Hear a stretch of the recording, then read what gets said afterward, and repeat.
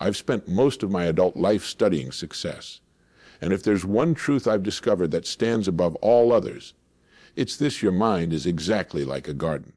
Now, I know that might sound like a simple metaphor, but stay with me for a moment, because what I'm about to share with you could very well change the entire trajectory of your life. Think about a garden for just a moment. A real garden, with soil and seeds and sunlight. What happens if you plant tomato seeds? You get tomatoes. If you plant weeds, you get weeds. And here's the critical part that most people miss. If you plant nothing at all, if you simply neglect that garden and walk away from it, what happens? The weeds grow anyway. Nature abhors a vacuum. The garden doesn't stay empty. It fills itself with whatever seeds blow in on the wind, and I can promise you, those seeds are rarely the ones you'd choose. Your mind works exactly the same way. Every single day, you are planting seeds in the garden of your mind. The thoughts you think, the ideas you entertain, the conversations you have, the books you read, the shows you watch, these are all seeds. And just like that garden, your mind will produce exactly what you plant in it. If you plant seeds of success, abundance, and growth, that's what you'll harvest. If you plant seeds of worry, fear, and limitation, well, that's what will grow. And if you plant nothing at all, if you simply let your mind wander without direction or discipline, the weeds will take over. The negative thoughts, the doubts, the fears that society plants in us every single day through the news, through casual conversations, through that voice in your head that says, you can't do it. Those weeds will choke out everything else. I want to tell you about something that happened to me many years ago that taught me this lesson in a way I've never forgotten. I was working in radio, and I was ambitious. I wanted to succeed, to make something of myself, but I kept hitting walls. I kept finding myself stuck in the same patterns, making the same mistakes, getting the same disappointing results. One day, I was having lunch with a man who had achieved tremendous success in his field. I asked him point blank, "What's the difference between people who succeed and people who don't?" And his answer stopped me in my tracks. He said, "Earl, successful people are simply those who have learned to control the direction of their thoughts." That was it. That was the secret I'd been searching for. Not some complicated formula, not some special talent or lucky break. Just the simple discipline of controlling what you allow into your mind and what you allow to grow there. From that moment forward, I began to treat my mind like a gardener treats a prized garden. I became deliberate about what I planted there. I became vigilant about pulling out the weeds before they could take root, and everything changed. Let me tell you about a man named George. George was a neighbor of mine back in the 1950s. He worked in a factory, punching a clock every morning at 7 and leaving every evening at 5. There was nothing particularly special about George on the surface. He had an average job, an average income, an average house in an average neighborhood. But George had a secret. He was a gardener. Now, I don't mean he just grew a few tomatoes in his backyard, though he did that too. I mean, George treated his mind like a master gardener treats a championship rose garden. Every single morning, before he left for work, George spent 30 minutes reading. Not the newspaper with its endless parade of disasters and political squabbles. He read books about history, about philosophy, about people who had achieved great things. He told me once, "Earl, I'm planting seeds. I'm feeding my mind the way a farmer feeds his soil." In the evening, after dinner, George would spend another 30 minutes in what he called his thinking time. He'd sit in his favorite chair with a notebook and write down his thoughts, his goals, his ideas. He was cultivating his mental garden, turning over the soil, pulling out the weeds of negativity and doubt that had tried to take root during the day. Now, here's what's remarkable. Within 5 years, George had transformed his entire life. He got promoted 3 times at the factory. He started a small side business that grew into something substantial. He became known in the community as someone people sought out for advice and wisdom. People would say, "How did George do it? He's just a regular guy." But I knew the secret. George had learned to cultivate his mind the way a gardener cultivates a prize-winning garden. Compare that to another man I knew, a fellow I'll call Jack. Jack had every advantage George didn't. He came from a wealthy family, had gone to an excellent university, and started his career with connections and opportunities most people only dream about. But Jack had one fatal flaw. He never tended his mental garden. Every morning, Jack filled his mind with the news: murders, scandals, economic disasters. He surrounded himself with people who complained, who gossiped, who talked about how hard everything was. He never read books that challenged him to grow. He never spent time in thoughtful reflection. He was planting weeds, or more accurately, he was allowing weeds to be planted in his mind by everyone and everything around him. Within that same 5-year period, Jack had lost most of his advantages. His career had stalled. His relationships had deteriorated. He was cynical, bitter, and convinced that the world was against him. The tragedy was that Jack never understood why. He thought he was unlucky. He thought others had cheated him. He never realized that his life was simply reflecting the garden he had cultivated in his mind. I've seen this pattern repeat itself hundreds of times over my career. The correlation is perfect and undeniable. Show me what a person allows into their mind on a daily basis, and I'll show you what their life will look like 5 years from now. It's not magic. It's not luck. It's the law of the harvest applied to the human mind. You reap what you sow, always and without exception. Now, let me explain to you exactly how this works, because understanding the mechanism is crucial to applying it in your own life. Your mind is the most powerful tool you will ever possess. It's more powerful than any computer ever built, more complex than any system ever designed. And here's what makes it so remarkable. It will work for you or against you with equal efficiency. It doesn't care which. It simply grows whatever you plant. The first principle is this: you must become the gatekeeper of your mind.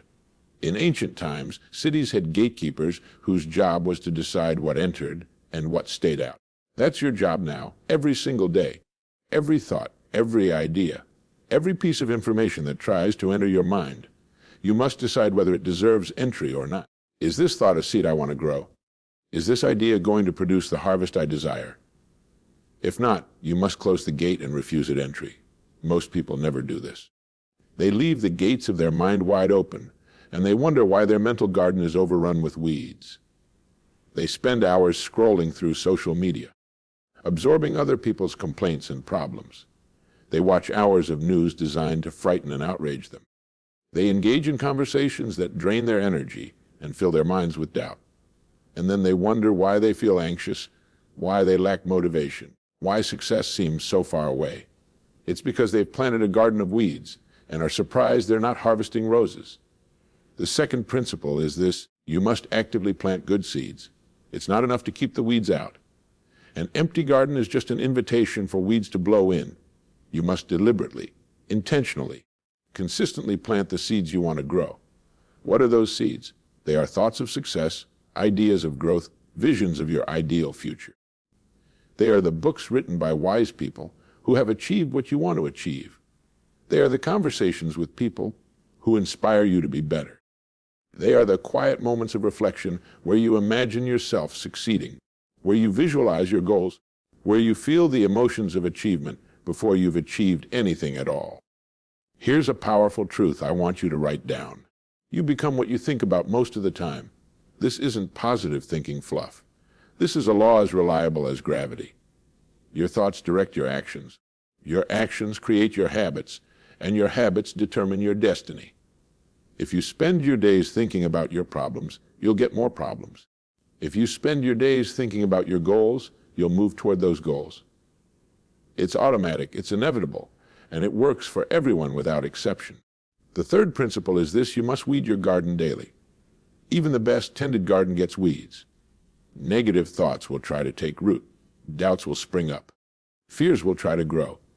This is normal and natural. The difference between successful people and unsuccessful people isn't that successful people never have negative thoughts. It's that they recognize those thoughts as weeds and pull them out immediately before they can establish deep roots. How do you pull a weed from your mental garden? The moment you notice a negative thought, you replace it with a positive one. The moment you catch yourself dwelling on fear, you redirect your attention to your goals. The moment you hear yourself saying, "I can't," you stop and rephrase it as, "How can I?" This isn't denial. This isn't pretending problems don't exist. This is simple garden maintenance. You're not ignoring the weeds, you're removing them before they take over. Now, I know what you might be thinking. Earl, this all sounds good, but how do I actually apply this in my life today? I've got bills to pay, a demanding job, family responsibilities, emails piling up, constant notifications on my phone. How do I tend my mental garden when life is so chaotic? That's exactly the right question. And here's my answer: you do it the same way a gardener tends a garden. You do it daily, in small increments, with consistency. You don't need hours and hours. George, the man I told you about earlier, invested only 30 minutes in the morning and 30 minutes in the evening. 1 hour a day to cultivate the garden that would determine the entire course of his life. That's less time than most people spend scrolling through their phones. Let me give you a practical daily routine that anyone can follow. When you wake up in the morning, before you check your phone, before you turn on the news, before you let the world dump its agenda into your mind, spend 15 minutes planting good seeds. Read something inspiring. Listen to something educational. Write down your goals. Visualize your ideal day. Think about what you're grateful for. You're setting the tone for your entire day. You're telling your mind what kind of garden you're cultivating. Throughout your day, practice being the gatekeeper. When negative news tries to force its way into your awareness, ask yourself, will dwelling on this help me achieve my goals? If not, acknowledge it and move on. When someone tries to engage you in gossip or complaint, politely decline. You're protecting your garden. When a worry or fear pops into your mind, notice it, but don't water it with your attention. Replace it immediately with a thought about your goals or something you're grateful for. In the evening, before you go to bed, spend 15 more minutes in reflection. What seeds did you plant today? What weeds tried to take root? What will you do tomorrow to tend your garden even better? Write these thoughts down. This evening ritual is crucial because the thoughts you have before sleep sink deep into your subconscious mind, working on your behalf while you rest. Consider the modern workplace. You might be in a job you don't particularly love, surrounded by people who complain constantly about how terrible everything is. This is a garden filled with weeds, and you're standing right in the middle of it. What do? You don't absorb their negativity. You become like a gardener who visits a field of weeds but doesn't allow those weeds to spread to his own garden. You're friendly, you're professional, but you don't plant their seeds in your mind. And simultaneously, you're planting your own seeds, learning new skills, thinking about your next opportunity, visualizing your advancement. Within time, you'll grow right out of that environment, or you'll transform it by your example. Or think about your goals and dreams. Maybe you want to start a business, write a book, change careers, improve your health, or strengthen your relationships. The principle is the same. Every day, you plant seeds related to that goal. You read about people who've done what you want to do. You think about yourself achieving it. You take small actions, even tiny ones, that move you toward it. You protect these fragile seedlings from the harsh winds of skepticism and doubt that blow from every direction in our society. So here we are, at the end of our time together, and I want to leave you with this thought right now. Today, your mind is a garden. The question isn't whether it's a garden. It is one. Whether you tend it or not, the only question is, what kind of garden is it? Is it producing the harvest you desire? Or is it overrun with weeds? The beautiful thing about this metaphor is that it's never too late to start tending your garden. Even if your mental garden has been neglected for years, even if it's completely overrun with negative thoughts and limiting beliefs, you can start today. Right now, this very moment, you can decide that from this day forward. You will be the gardener of your mind. You will control what enters. You will deliberately plant good seeds. You will pull out weeds the moment they appear. And here's what I can promise you with absolute certainty. If you do this consistently, if you tend your mental garden every single day with the same care a master gardener tends a prize-winning garden, your entire life will transform. Not overnight. Gardens don't grow overnight. But gradually, steadily, inevitably, you will begin to see the harvest. Your circumstances will improve. Your opportunities will increase. Your relationships will deepen. Your income will grow. Your peace of mind will expand. Everything good that you desire will begin to grow in the garden of your life because you've planted those seeds in the garden of your mind.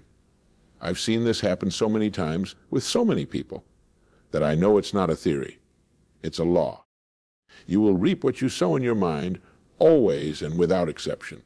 So the question you must ask yourself is simply this: what am I planting today? Start today. Spend just 15 minutes this morning planting good seeds. Read something that inspires you. Think about your goals. Visualize your success. Feel grateful for what you have and excited about what's coming. Do this every morning and every evening, and watch what happens over the next month, the next year, the next 5 years. You'll look back at this moment as the turning point, the day you decided to become the master gardener of your own mind. Remember, your mind is a garden. Tend it well, and it will produce a harvest beyond your wildest dreams. Neglect it, and it will produce weeds beyond your worst nightmares. The choice, as always, is yours. Choose wisely. Choose today. Choose now. Thank you for spending this time with me. Now go tend your garden.